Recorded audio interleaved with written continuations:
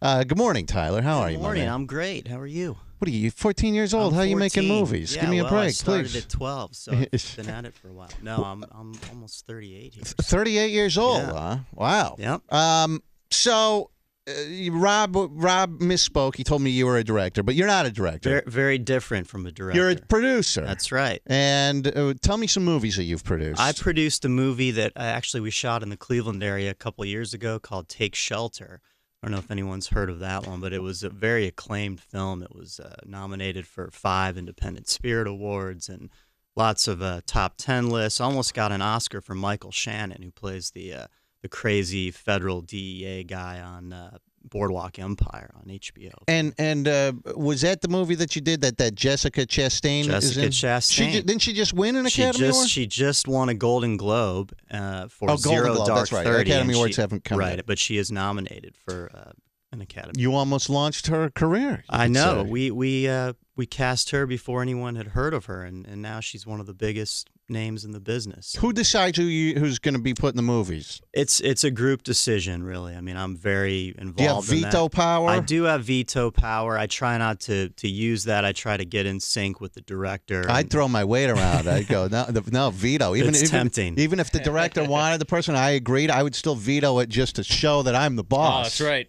Yes, no, it's very easy to Where do you find these people to be in these movies? Because these are what are the budgets for like $5 million? They're under $5 million. The ones I've done so far. So relatively low pay for these stars. They're doing it for the quality of the material. We give them a piece of the back end profits.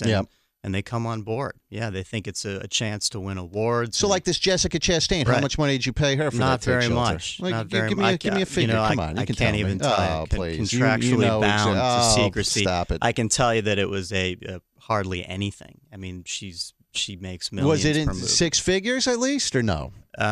Maybe no. Not even 6 figures. Maybe no. Yeah. Wow. Well, I guess when you're starting out, though, you have to take whatever you can get. Yeah, she was in that Terrence Malick movie with Brad Pitt called The Tree of Life. That was the only thing she had shot before this one that anyone was aware of. So she had 7 movies come out that same year, though, all after she shot our film. So we caught her right on that upward trajectory. It was great. Now, what is this new movie that you guys have at Sundance? This new movie is called Toys House, which we also shot in the Cleveland area this past summer. It's a kind of a dark comedy with about 3 15-year-old boys who I would describe as self-inflicted outsiders. They're sick of their home lives with their overbearing parents, and they decide one day that they're going to cut out and flee to the woods and build their own makeshift house in the woods and live off the land as masters of their own destiny. I thought about doing that as a kid. Yeah. Well, that's the beauty of the film, and what really sparked me to the script is I think many of us at one point or another thought about doing that, but something holds us back, and we realize that's a kind of an insane idea. But in this movie, these kids actually do it. So it's a bit of a fantasy fulfillment for a lot of us looking back on our childhoods. Have you ever offered a role to an actress, but you had to get her on the casting couch first? Yeah, the casting couch. I've heard that really exists in the business, and I must be in the wrong part of it. I haven't had that experience firsthand, but you do see actors who are pretty desperate for roles, so I wouldn't count out that would be possible. How did you start making movies? I started right out of college. I'm from the Cleveland area. I went to the University of Virginia. I was heading to film school out of UVA, and my uncle, a writer named Scott Lax, had written his first novel that was about to be published, and it attracted the interest of a pretty acclaimed independent filmmaker from New England, this guy Jay Craven, who wanted to make a movie out of it, write the script and direct it. And instead of going to film school, my uncle and I pitched this guy on the idea that maybe we would produce the film. I think he went for it, knowing that meant we would come up with the money, which was no small task. And we dove in. I dove in, and how much money did you have to come up with on that first we one? raised a couple $1 million on that. How do you do that? How do you go out and get a couple million? It's a real incremental thing. You start by going to friends and family. Maybe they kick in $1,000 or whatever, small numbers, but then you start to build progress on the project, and you build momentum, and eventually you have something that's somewhat impressive to show bigger investors, and it builds from Who there. gave you the most amount of money on that? I Like mean, some company or we something? had a lot. No, we had one executive producer who came in for a big piece, and that put us over the top. But there were a lot of Now, investors. do people involved. actually get paid back on this? Do you make any money I back on that? actually, the last few years have consistently been making profits on these things. For the What about that investors. first one? The Did you first guys? one was not profitable. No. So no, and So that's, everyone wanted to kick your ass. everyone wanted to kick my ass. They probably still do, but no, I think investors in film invest for a lot of reasons, and one of those reasons is it's just cool to be a part of, and I don't think they're doing it to always just as a money making thing, but fortunately I've been able to make money for these guys. The last Fred few years. Willard was in that first Fred movie. of Willard yours. was in that first. Did you movie. catch him masturbating anywhere? Not, I didn't catch him. I can't guarantee it. He was a wasn't guy. going on. He was at a movie theater, right? Yeah, was it a porno Yeah, theater? And he was yeah. just, I mean, the guy's like 70 years old or Allegedly, something. And allegedly. he just Yeah. cranks it out right Why there would in the... you have the internet? Why do you have to go to a theater? When you're 73, I guess he's 73. When you're 73, maybe you don't know how the internet works. You don't Yeah. know that you Yeah. can just get all this porn right in the comfort of your own home. Right. He just got horny. He's like, what do? I guess I have to drive to a movie theater, and he doesn't know any better. I No suppose. lesson learned from the Pee Wee Herman incident right. years earlier. I mean, that's totally bizarre Yeah, what this guy it's was really doing. crazy. But you didn't. He didn't display any of nothing that that behavior I was with you. aware of. No. No. What's the most difficult part of making these movies? I always think it's putting the money together. I mean, that's this industry has a pretty bad reputation for being high risk as an investment.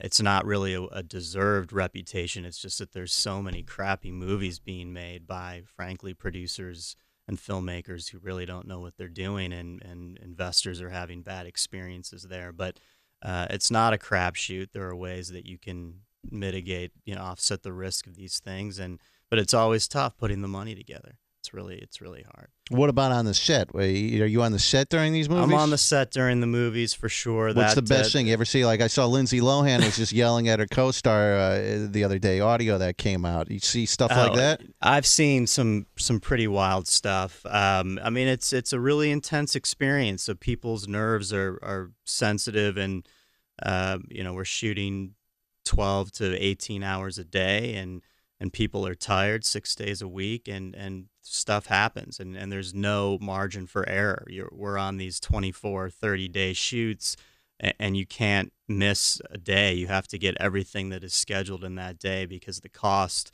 of building in an extra day at the end would kill us. So it's super intense. I don't recommend it. I'll probably die 15 years younger than I would have if I had chosen a different career. What about that guy what's the name of the guy that was in that Terminator movie and started Christian yelling at Bale. Christian Bale? Yeah. You've heard that audio. Yeah, I of mean, course. there's some. What would you do if you were on the set and one of the actors in one of your movies started yelling at the? I've had that happen. I mean, I've had actors go off at me for things that. I mean, sometimes I chalk it up to maybe it's a little bit of method acting, where these guys maybe are playing intense, angry characters, and Yeah. so they need to warm up and take their aggression out on the producer. That's how I've. What do they yell at rationalized you that. about?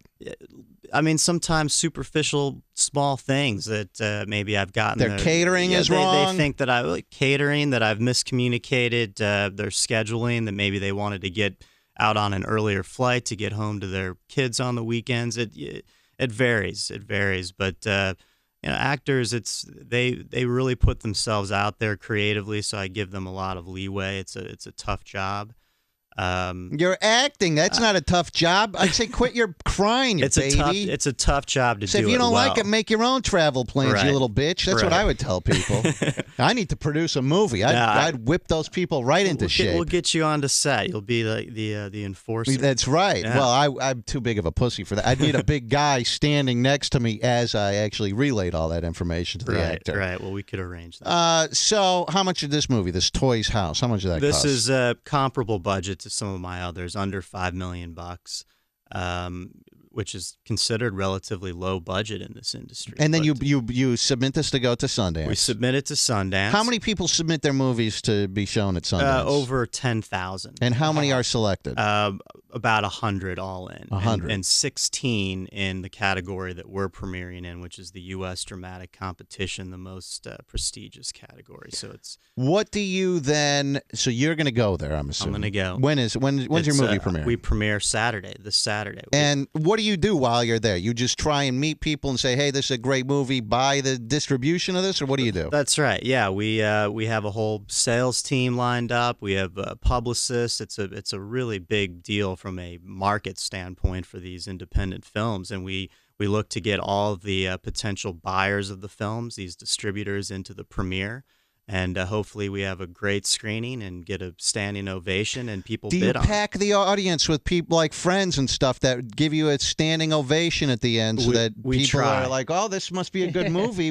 Maybe we should buy this." We try. I'm actually getting the word out to all of our guests now to spread around the theater so Sure, it's not right. obvious. I don't want everyone standing up in one section. And Where do you get this PR? So you have a publicist and all this. Right. Now, where do you get these people these from? are all, industry publicists out of LA and New York who have experience with this kind of thing. They're much smarter than I am about this stuff. But no, they're great. We've got to really try to build up the interest in the thing and see what happens. Do you buy any hookers for some of these people? That could whatever possibly... it takes. Whatever it takes. I mean, I can't confirm that. What's the most amount of money that one of your films has brought in at the box office, or total? Take Shelter did, I think, about close to $5 million worldwide. But really, the box office is not what tells the story of the success of these films.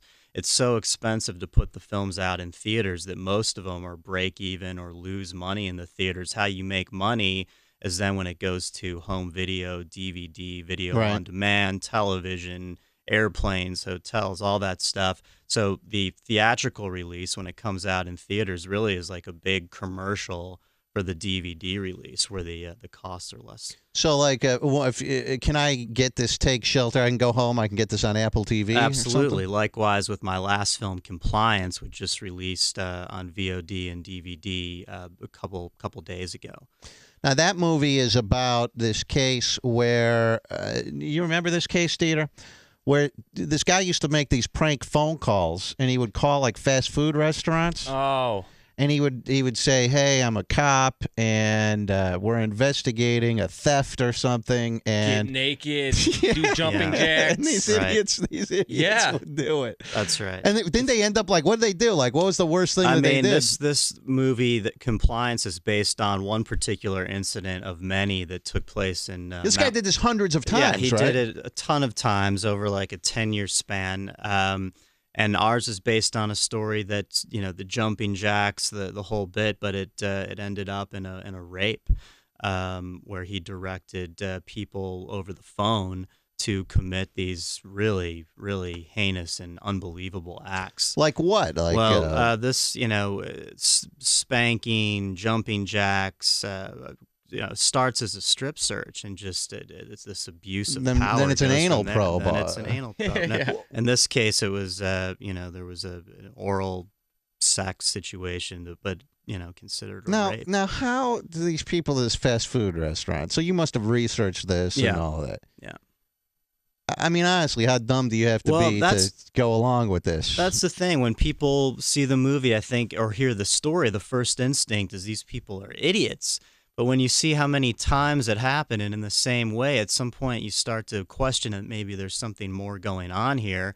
And if you look at these experiments that were done starting back in the 60s called the Milgram experiments, where people on the other side of a wall were telling the participants to administer electric shocks to these. I don't know if you've ever seen the black and white footage. Sure, I have. Right, so they're being and they keep dialing it up. They dial it up, yeah. and and 60% of these people administer the lethal dose of electricity to these people that are actually actors, but that they think maybe they're killing, all because they're told to do so. By a guy in a lab coat who says he's running an experiment. Right. It's a real psychological phenomenon where people will go against their own moral code if they're being directed by an authority figure. It's behind the Holocaust, Abu Ghraib, Penn State. You see it all throughout. So just on the telephone, this guy would call in and Get on your knees and perform oral. Yeah, well, it's it. I mean, it was over a 4-hour span, so it starts so innocently, and the guy on the phone has an answer that makes sense for every single question that this manager woman at the fast food restaurant had, and when you're watching the film, you realize, holy cow, I could see how this would be plausible. I mean, if you don't from the get-go question that this isn't a cop. Why wouldn't the fast food worker, why wouldn't that lady go, hey, I've been on the phone with you for 4 hours. I mean, how far away is the police station? I think there's something, that's the thing in this movie, we show the police station was literally just a few blocks away, but she got sucked in from the outset.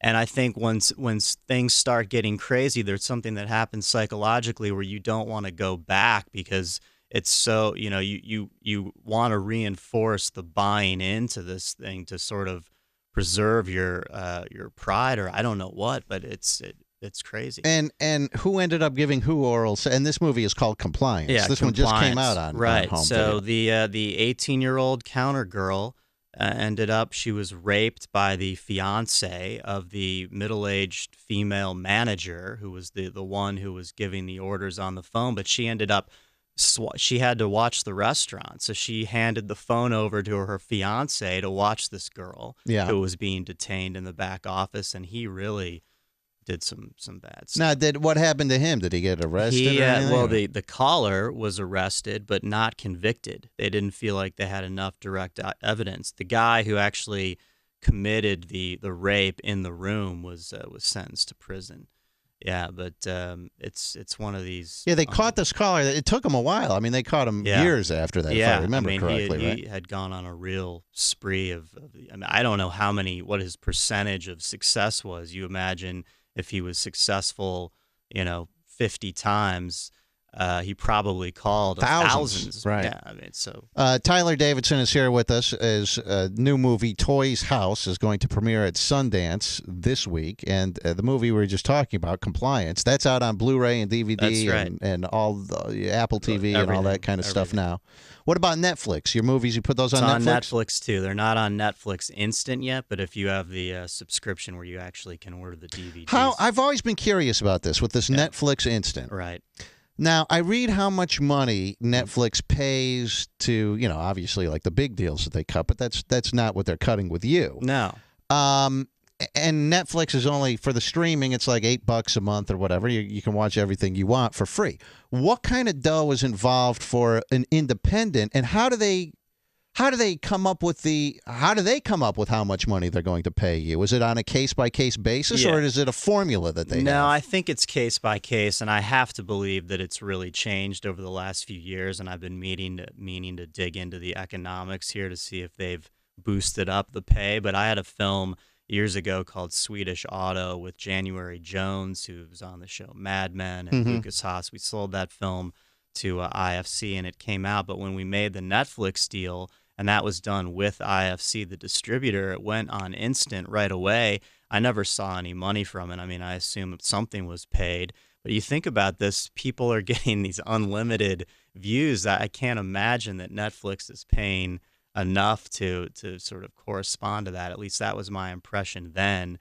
I'm sure now for the titles that are more in demand, there's a pretty hefty fee involved. Yeah, I would think. But for an independent movie, is it?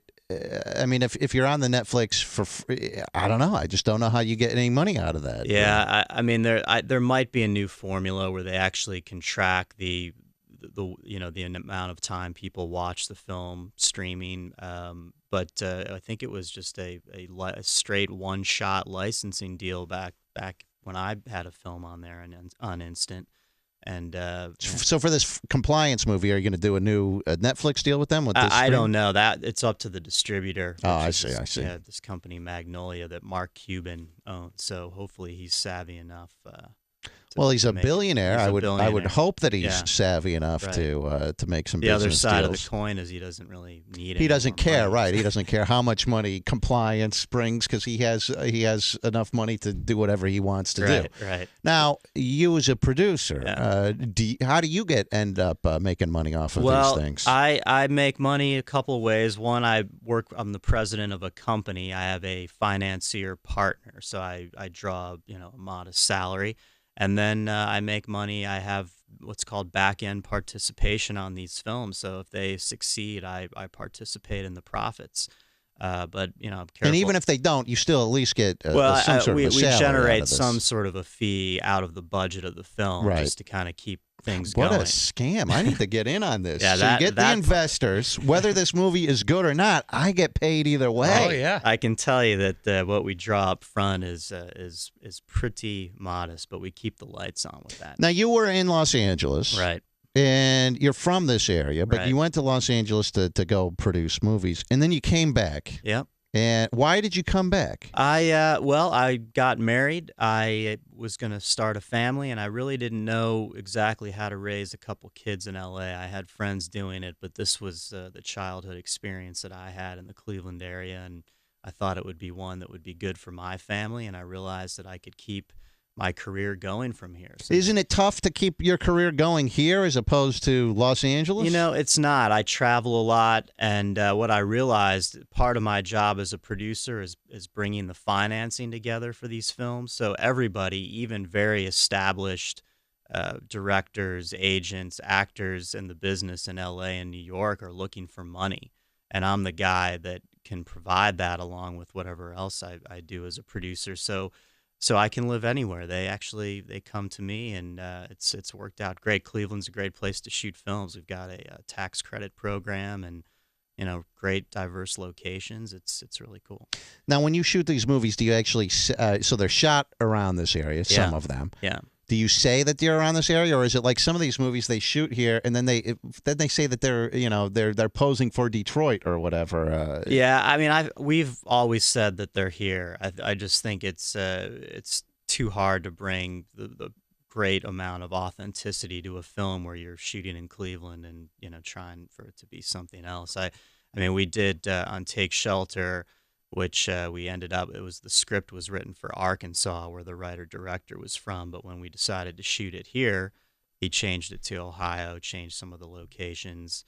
But it's. I think that's the best way. How do you find these movies that you're going to make? Uh, People come to you, yeah, or do you people- find scripts? People come to me. I now have a bit of a solid reputation in the industry, and I have great relationships with the big talent agencies, and they seek me out, and I'm exposed to the best scripts that are circulating in the business. So I have an inside track. What if some guy walked up to you and he goes, "Hey, here's a script. Well, I get that lots too. I mean, you ever see anything good, or they all blow? I try to read everything, or at least people that I work with read everything, because you never know. Right. I mean, I don't blow off anyone's submission, because there's plenty. But 99.9% of them all suck, right? I mean, yeah.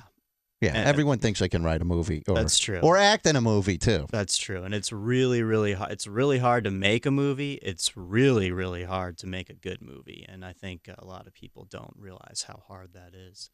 What about acting? Is that easy, or is that Acting hard? is impossible. I mean, to me, you have to have a combination of some born innate talent and the proper training too. But that's the thing. People screw up their movies so often. They cast actors who they're friends of theirs who are in some plays that they think are good actors. I mean, you can spot in a second the difference between an actor who is not exceptional and a truly great actor. So one bit of advice I'd give to any aspiring filmmakers: spend the extra money. Make sure you work with actors from the Screen Actors Guild, the union. The quality difference is immense. I mean, there are some good actors who are not in that guild, but normally the cream rises to the top. If you could make Tyler Davidson is here with us. If you could make any movie, and you could that you wanted, Yeah. what would you make?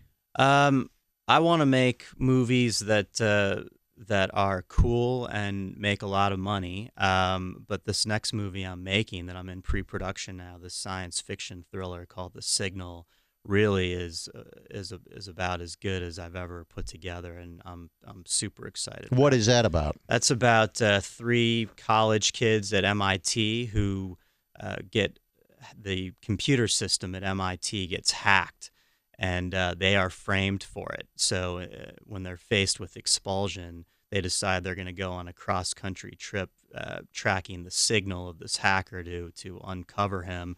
And when they get out west and they trace the signal to this little adobe shack in the middle of New Mexico, something crazy happens. They wake up in an underground bunker and are told by these scientists down there that they were abducted by aliens, and we don't really know what the truth is. But it's a really cool script by a young filmmaker, and we're going to be shooting that this April, New Mexico and Cleveland. And what's the budget on that movie? That's another low one, but bigger than I've ever done to date.